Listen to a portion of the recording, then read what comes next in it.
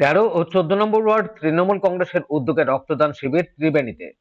বাঁশবেড়িয়া শহর তৃণমূল কংগ্রেসের পরিচালনায় ও বাঁশবেড়িয়া পৌরসভার 13 ও 14 নম্বর ওয়ার্ড তৃণমূল কংগ্রেসের উদ্যোগে ত্রিবেণী স্টেশন রোড মিলন সমিতির ক্লাবে এক রক্তদান শিবিরের আয়োজন করা হয়। গত 1 মাসের বেশি সময় ধরে এসআইআর চলাকালীন যারা প্রয়াত হয়েছেন তাদের সকলের স্মৃতির উদ্দেশ্যে এই রক্তদান শিবির। প্রথমে দলীয় পতাকা এবং তাদের স্মৃতির উদ্দেশ্যে শহীদ বেদিতে মাল্যদানের পর শুরু হয় এই রক্তদান শিবির। নদিয়া জেলার কল্যাণী জওহরলাল নেহেরু মেমোরিয়াল হসপিটালের ব্লাড ব্যাংকের কর্মীরা রক্ত সংগ্রহ করেন। পুরুষ মহিলা মিলিয়ে প্রায় 50 জন রক্তদাতা রক্তদান করেন।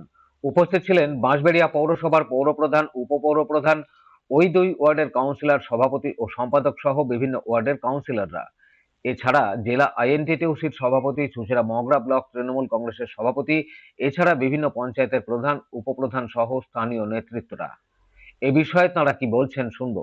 বিশিষ্ট আইনজীবী স্বর্গীয় অশোক দাসের পূর্ণ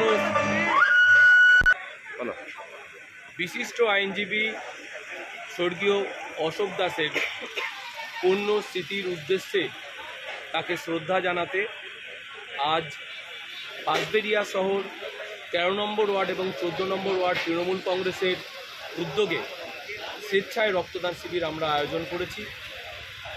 তৎসহ আমরা শ্রদ্ধা জানিয়েছি বিজেপির যে তুগলকি সিদ্ধান্ত এসআইআর, যে এসআইআরের মাধ্যমে যে চক্রান্ত করেছিল বাংলার মানুষের ভোটাধিকার কেড়ে নেবার যে চক্রান্ত, তার প্রতিবাদে এবং তৎসহ এই এসআইআর করতে গিয়ে বিজেপি সরকারের যে এসআইআর, সেই চক্রান্তের ফলে বহু মানুষ মারা গেছে, প্রায় 100 জন মানুষ প্রাণ হারিয়েছেন।